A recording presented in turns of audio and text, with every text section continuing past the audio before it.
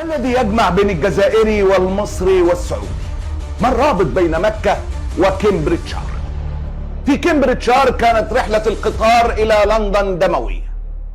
أنتوني ويليامز الإنجليزي طعن بالسكين 10 أفراد كانوا على متن القطار. الإصابة الأعنف كانت من نصيب سمير زيتوني الجزائري اللي عنده 48 سنة وبيشتغل في سكة حديد بريطانيا من أكثر من 20 سنة. البطل الجزائري أنقذ حياة العشرات من ركاب من مجزرة محققة في الوقت اللي كان الكل بيحتموا داخل العربات ويغلقوا الأبواب على أنفسهم رعبا وخوفا. تصدى الزيتوني للإرهاب الإنجليزي ومنعه من قتل فتاة في اللحظة الأخيرة. أصيب سمير بجرح قطعي في رأسه ورقبته ليرقد في المستشفى حتى اللحظة في حالة حرجة.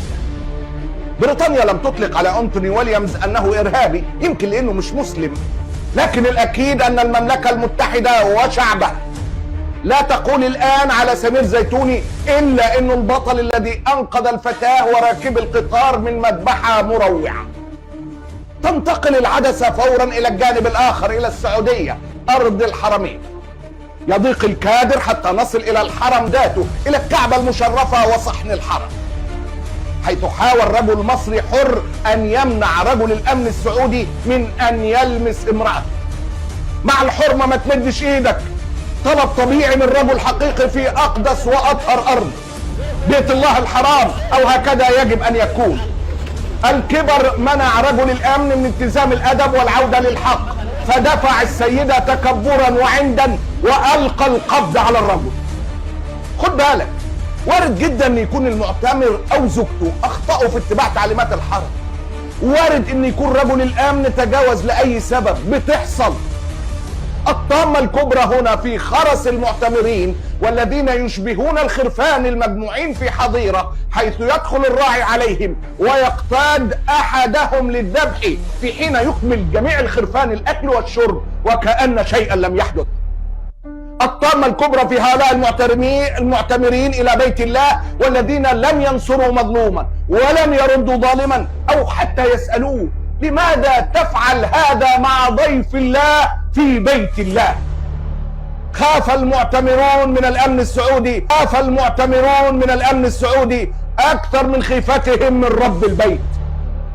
الطامة في الصمت الدليل لحكومة الكفيل المصرية والتي تخشى من إغضاب السعودية أكثر من خوفها من إغضاب شعبها. تخشى السعودية وتخشى الإمارات وتخشى إسرائيل وتخشى أثيوبيا، بل وتخشى حفتر وحمدتي. الطامة الكبرى في بيان الأمن العام السعودي الحقير. باشرت القوات الخاصة لأمن الحج والعمرة ضبط شخص ظهر في محتوى مرئي مخالف للتعليمات والتنظيمات في المسجد الحرام، وتم استكمال الإجراءات النظامية حياله. هنعاقب المعتدى عليه واللي كان عايز يحافظ على حرمة زوجته. يا فجر. طب ورجل الأمن؟ رجل الأمن ده سيدك يعمل اللي هو عايزه.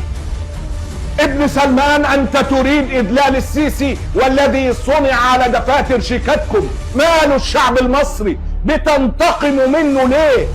لا حرمة لإنسان أو لامرأة، لا حرمة لبيت الله عندما يحكم العيال. في كمبريتشار أصبح سمير زيتوني الجزائري المسلم العربي بطلا لأنه فدى امرأة. وفي أرض الحرمين أصبح المعتمر المصري مجرما لأنه دافع عن امرأة هي زوجته. العار ليس على من دافع عن الحرمة كما يقول السعوديون، العار على نظام يلبس ثوب القداسة وهو يجلد كرامة الإنسان. عن النظام السعودي أتحدث. العار، كل العار على نظام يتصاغر أمام الظلم ويتجاهل صرخات شعبه. عن المتعاص في مصر أتحدث.